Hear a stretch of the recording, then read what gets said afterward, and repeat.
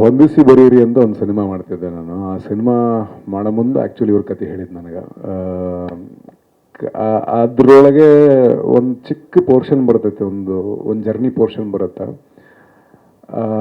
ಅದಕ್ಕೂ ಇದಕ್ಕೂ ಒಂದು ಸಣ್ಣ ಸಾಮ್ಯತೆ ಇತ್ತು. ಅದಕ್ಕೆ ಹೆಂಗೆ ತೊಗೊಳೋದು ಬೇಡೋ ಅಂತಿತ್ತು. ಬಟ್ ಕತೆ ಭಾಳ ಕಾಡ್ಬಿಟ್ಟಿತ್ತು ಕುಲ್ದೀಪ್ ಅವ್ರು ಬಂದು ಹೇಳಿದಾಗ.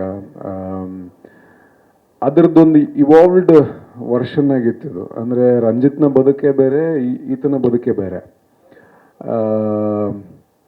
ಸಿದ್ಧಾರ್ಥನ ಮೆಚುರಿಟಿ ಬೇರೆ, ರಂಜಿತ್ ಮೆಚುರಿಟಿ ಬೇರೆ. ಇಲ್ಲಿ ನನ್ನ ಪಾತ್ರದ ಹೆಸರು ಸಿದ್ಧಾರ್ಥ್. ನೋಡಿದವ್ರು ಏನಂತಾರೆ ಇಲ್ಲಿ ಸಿನಿಮಾದ ಪ್ರತಿ ಪಾತ್ರಗಳು, ಸಿನಿಮಾದಲ್ಲಿ ನಿರ್ದೇಶಕರು ಕಟ್ಕೊಡಕ್ಕೆ ಹೊರಟಿರುವಂಥ ಪರ್ಸ್ಪೆಕ್ಟಿವ್ಸು, ಮತ್ತು ಆ ಪಾತ್ರದ ಜರ್ನಿ ಮುಖಾಂತರ ಏನೇನು ಹೇಳಕ್ಕೆ ಹೊರಟಿದಾರೋ ಅದು ಅಷ್ಟೂ ಭಾಳ ಕಾಡಾಗತ್ತಿತ್ತು. ಅದಕ್ಕೆ ಇಲ್ಲ ಇದು ಪರವಾಗಿಲ್ಲ, ಆ ಸಣ್ಣ ಸಾಮರ್ಥ್ಯ ಇದ್ರೂ ಪರವಾಗಿಲ್ಲ, ಇದನ್ನ ಮಾಡ್ಬಿಡುನು ಅಂತ ಭಾಳ ಇಷ್ಟಪಟ್ಟು ಮಾಡಿದೆ. ಮಾಡಿದ್ಮೇಲೆ ಇಟ್ಸ್ ಟೋಟಲಿ ಡಿಫ್ರೆಂಟ್ ಫಿಲ್ಮ್. ಅದೇ ಬೇರೆ ಇದೇ ಬೇರೆ. ಬಟ್ ಕೇಳಬೇಕಾದ್ರೆ ನಮಗೆ ಆ ಒಂದಿಷ್ಟು ಸಾಮರ್ಥ್ಯಗಳು ಕಾಣಿಸ್ಕೊಂಡಾಗ ಮಾಡೋದ ಅಂತ ಇರುತ್ತೆ. ಬಟ್ ಅದ್ರ ಹೊರತಾಗಿ ಒಂದು ಬದುಕಿತ್ತಲ್ಲ ಸಿದ್ಧಾರ್ಥನ ಬದುಕು, ಅದು ನನ್ನಲ್ಲೂ ಎಷ್ಟೊಂದು ಚೇಂಜಸ್ನ ತಂದಂಥದ್ದಿದೆ. ಹಾಗೆ ಕತೆ ಒಪ್ಕೊಂಡಿದ್ದು. ಆ್ಯಂಡ್ ಕುಲ್ದೀಪ್ ಕಾರ್ಯಪ್ಪ ಅವರು ಇದಕ್ಕೂ ಮುಂಚೆ, ಅಂದರೆ ಈ ಸಿನಿಮಾ ಆದಮೇಲೆ ಒಂದು ಸಿನಿಮಾ ಮಾಡಿದ್ರು BTS ಅಂತ. ಅದು ಫಸ್ಟ್ ರಿಲೀಸ್ ಆಯಿತು. ಫಸ್ಟು ನೋಡಿದವ್ರು ಏನಂತಾರೆ ಮಾಡಿದ್ರು, ಈಗ ಸೆಕೆಂಡ್ ರಿಲೀಸ್ ಆಗ್ತಿದೆ. ಬಟ್ ಇದಕ್ಕೂ ಮುಂಚೆ ಅವರು ಸುಮಾರಷ್ಟು ಡಾಕ್ಯುಮೆಂಟ್ರೀಸ್ ಮಾಡಿದ್ದಾರೆ. ಮೋಸ್ಟ್ಲಿ ಅವರ ಓದು ಮತ್ತು ಅವರ ಅನುಭವಗಳು, ಮತ್ತು ಅಲ್ಲಿ ಡಾಕ್ಯುಮೆಂಟ್ರೀಸ್ ಮಾಡ್ಬೇಕಾದ್ರೆ ಕಲೆಕ್ಟ್ ಆದಂಥ ಎಷ್ಟೊಂದು ನೈಜ ಬದುಕಿನ ಸನ್ನಿವೇಶಗಳಾಗಿರ್ಬೋದು, ಅಥವಾ ಅಲ್ಲಿ ಯಾರ್ಯಾರನ್ನ ಇಂಟರ್ವ್ಯೂ ಮಾಡಿದ್ರು, ಯಾರ್ಯಾರ ಜೊತೆಗೆ ಇವರು ಓಡಾಡಿದ್ರು, ಅಲ್ಲಿರುವಂಥ ಒಂದಿಷ್ಟು ಸೂಕ್ಷ್ಮತೆಗಳಾಗಲಿ, ಅದೆಲ್ಲರದ್ದು ಪ್ರಭಾವ ಅನಿಸುತ್ತೆ ಸ್ಕ್ರಿಪ್ಟಲ್ಲಿ ಅಷ್ಟೆಲ್ಲನೂ ಇತ್ತು. ಸೊ ಅದೊಂದು ಒಪ್ಕೊಳ್ಳೋಕ್ಕೆ ಮತ್ತೊಂದು ಕಾರಣ ಆಗಿತ್ತು. ಸೊ ಥ್ಯಾಂಕ್ ಯು ಈ ಸ್ಕ್ರಿಪ್ಟ್ನ ನನಗೆ ತಲುಪಿಸಿದ್ದಕ್ಕೆ. ಆ್ಯಂಡ್ ಈ ಸಿನಿಮಾದ ನಿರ್ಮಾಣವನ್ನು ಹಿಪ್ಪೋ ಆ್ಯಂಡ್ ಕಿಡ್ಡು ನಮ್ಮ ಪ್ರೊಡಕ್ಷನಿಂದ ನಾಗೇಶ್ ಅವರು ಮಾಡಿದ್ದಾರೆ. ನಾಗೇಶ್ ಅವರು ಪ್ರತಿ ಸರಿ ಸಿಕ್ಕಾಗ್ಲೂ ನಾನು ಮೀಟ್ ಮಾಡಿದಾಗ ಫಸ್ಟು ಹೇಳೋದೆ, ಸರ್ ಕತೆ ಹೆಂಗಿತ್ತು ನಿಮಗೆ, ಏನಕ್ಕೆ ಒಪ್ಕೊಂಡ್ರಿ ಅಂತ. ಇಷ್ಟೆಲ್ಲ ರೀಸನ್ಸ್ ಒಪ್ಕೊಂಡೆ ನಾನು ಅಂತ. ಓಕೆ, ನನಗೆ ಈ ಸಿನಿಮಾಯಿಂದ ನಾನು ಎಕ್ಸ್ಪೆಕ್ಟ್ ಮಾಡ್ತಿರೋದು, ಸರ್ ಜನಕ್ಕೆ ಇದು ಇಷ್ಟ ಆಗಬೇಕು ಅಷ್ಟೇ. I am not expecting anything bigger then this. ನನಗೆ ಫಸ್ಟ್ ಇದು ಇಷ್ಟ ಆಗಬೇಕು ಜನಕ್ಕೆ. ಆ ಸಾರ್ಥಕತೆ ಅನ್ನೋದು ನನ್ನ ನಿರ್ಮಾಪಕನಾಗಿ ಸಿಕ್ಕರೆ ದೆನ್ ಅಫ್ಕೋರ್ಸ್ ಒಂದು ಸಿನಿಮಾದ ನಿರ್ಮಾಪಕರಾಗಿ ಬಂಡವಾಳ ಹಾಕಿರ್ತಾರೆ, ಅದಕ್ಕೆ ರೊಕ್ಕ ಬರಬೇಕು.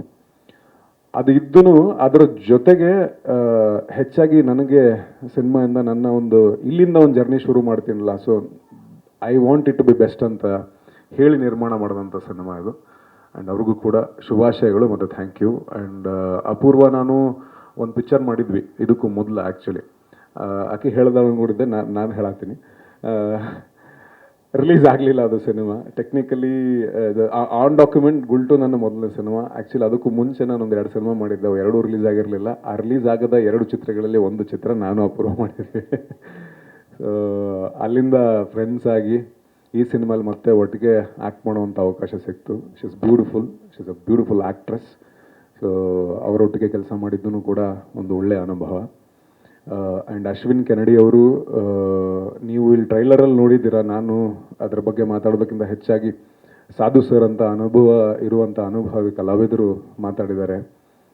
ಸಾಧು ಸರ್ ಬರೀ ನಟರಾಗಿ ಅಷ್ಟೇ ಅಲ್ಲ, ಅವರು ಒಬ್ಬ ಟೆಕ್ನಿಷಿಯನ್ ಆಗಿಯೂ ಕೂಡ ಅವ್ರ ಕೆಲಸಗಳು ನೋಡಿದ್ವಿ. ಅಂಥವರಿಂದ ಒಂದು ಮೆಚ್ಚುಗೆಯನ್ನು ಪಡ್ಕೊಂಡಿದ್ದಾರೆ. ಸೊ ನಿಮ್ಮ ಮುಂದೆ ಟ್ರೈಲರ್ ಇದೆ, you gonna see one beautiful cinematography ಈ ಸಿನಿಮಾದಲ್ಲಿ. ಆ್ಯಂಡ್ ಅದರಲ್ಲೂ ಒಂದು ಜಾಗದಿಂದ ಇನ್ನೊಂದು ಜಾಗಕ್ಕೆ ನನ್ನ ಒಂದು ಇವ್ರು ಹೇಳ್ದಂಗೆ ಫಿಸಿಕಲ್ ಜರ್ನಿನೂ ಐತಿ, ಆಮೇಲೆ ಒಂದು ಎಮೋಷ್ನಲ್ ಜರ್ನಿನೂ ಇತ್ತು. ಎರಡರಲ್ಲೂ ಕೂಡ ಒಂದು ಟ್ರಾನ್ಸ್ಫಾರ್ಮೇಷನ್ ಇದು. ಆ ಎರಡೂ ಟ್ರಾನ್ಸ್ಫಾರ್ಮೇಷನ್ಗಳನ್ನು ಚಲೋತ್ನಾಗಿ ಸರ್ ಹೇಳಿದಾರೆ. ಸೊ ಅದು ನೋಡ್ಲಿಕ್ಕೆ ಸಿಗ್ತೈತಿ ಈ ಪಿಕ್ಚರ್ನಾಗ. ಆ್ಯಂಡ್ ಮಯೂರೇಶ್ ಅವರ ಹಾಡುಗಳನ್ನ ನೀವು ಕೇಳಿದ್ರಿ, ಯೂಟ್ಯೂಬಲ್ಲಿದೆ. ಕೇಳಿಲ್ಲ ಅಂದರೆ ದಯವಿಟ್ಟು ಕೇಳಿ. ಅದರಲ್ಲೂ ಜೈನ್ ಕಾಕಿಣಿಯವರ ಸಾಲುಗಳ ಜೊತೆಗೆ ಮತ್ತು ನಮ್ಮ ಸಾಧು ಸರ್ ಧ್ವನಿ ಜೊತೆಗೆ ಕೇಳೋದಕ್ಕೆ ನನಗೆ ಮತ್ತೆ ಕೇಳಿದ ಸರಿನೂ ಎಮೋಷ್ನಲ್ ಆಗ್ತಿರ್ತೀನಿ ನಾನು. ಇವತ್ತು ನಾವು ಆ್ಯಕ್ಚುಲಿ ಅಂದರೆ ಇನ್ಸ್ಟಾಗ್ರಾಮು ಅದು ಇದು ಸೋಷಿಯಲ್ ಮೀಡಿಯಾದಾಗೆಲ್ಲ ನಾವು ಭಾಳ ಆ್ಯಕ್ಟಿವ್ ಇರ್ತೀವಿ, ಲೈಫ್ನಾಗ ಇನ್ಆ್ಯಕ್ಟಿವ್ ಆಗ್ಬಿಟ್ಟಿರ್ತೀವಿ ಅಂತ ಅನ್ಸಕ್ಕೆ ಶುರು ಆಕೈತಿ. ಆಮೇಲೆ ದಿನದೊಳಗೆ ಒಂದು 10 ರೀಲ್ನ ನಾವು ಯಾರಿಗೋ ಒಂದಿಷ್ಟು ಜನ ಇನ್ಸ್ಟಾಗ್ರಾಮ್ನಾಗ ಶೇರ್ ಮಾಡಿರ್ತೀವಿ. ಇನ್ಸ್ಟಾಗ್ರಾಮ್ನಾಗ ಹತ್ತಿರ ಅನಿಸ್ತೀವಿ ನಾವು, ಆ್ಯಕ್ಚುಲಿ ರಿಯಲ್ ಲೈಫ್ನಾಗ ಮಗ್ಲೆ ಇದ್ರೂ ಅಷ್ಟು ಹತ್ತಿರ ಅನ್ನುವಂಥ ಭಾವ ಸಿಗೋದಿಲ್ಲ ಆ ಸಂಬಂಧಗಳ ಬಗ್ಗೆ ಆಗಲಿ, ಅಥವಾ ಬೇರೆಯವ್ರು ಏನು ಅನ್ಕೋತಾರೆ ಅಂತ ಶುರುವಾಗುವಂಥ ಬದುಕು ಹಾಗೆ ಮುಗಿಬಾರ್ದು ಅನ್ನೋಂಥ ಭಾವನೆ. ಯಾರು ಏನಾರು ಅನ್ಕೊಳ್ಳೋಕ್ಕಿಂತ ಮುಂಚೆ ನಾವೇನು ಅನ್ಕೊಂಡಿವಿ ನಮ್ಮ ಬದುಕಿನ ಬಗ್ಗೆ, ನಾವೇನು ಅನ್ಕೊಳಕತ್ತೀವಿ, ನಮ್ಮ ಮನೆಯವ್ರು ಏನು ಅನ್ಕೊಳತ್ತಾರೆ, ನಾವು ನಮ್ಮ ಮನೆ ಮತ್ತು ನಮ್ಮ ಒಂದು ಕನಸುಗಳಾಗಲಿ ಅಥವಾ ನಮ್ಮ ಗುರಿಯಾಗಲಿ ಅದ್ರ ಬಗ್ಗೆ ಸಿನಿಮಾ ಮಾತಾಡುತ್ತೆ.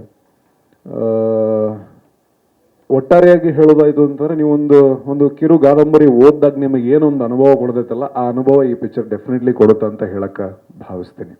ಪ್ರತಿ ಸಿನಿಮಾದಾಗೂ ಒಂದಿಷ್ಟೇನೋ ನನಗೆ ಸಾಧ್ಯವಾದಂಥ ಪ್ರಯತ್ನಗಳನ್ನ ಮಾಡೋಕ್ಕೆ ಪ್ರಯತ್ನ ಪಡ್ತೀನಿ. ಆ ಥರದಲ್ಲಿ ಇದು ಒಂದು ನನ್ನ ಪ್ರಾಮಾಣಿಕ ಪ್ರಯತ್ನ.